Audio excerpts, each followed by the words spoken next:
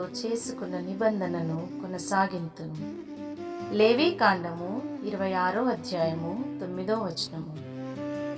మనము కళ్ళు మూసుకొని ఈ దీవెనకరమైన వాక్యమును మన జీవితానికి అన్వయించుకుంటూ ఈ వాక్యమును ఉచ్చరించుదాం.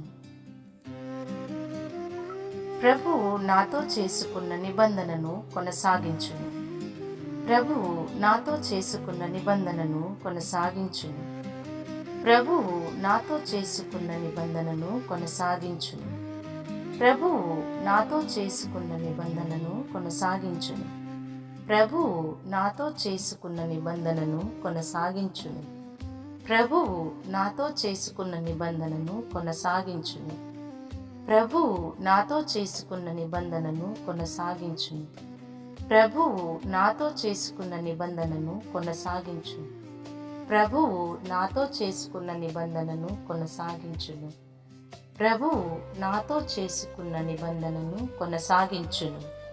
ప్రభువు నాతో చేసుకున్న నిబంధనను కొనసాగించును. ఆమేన్.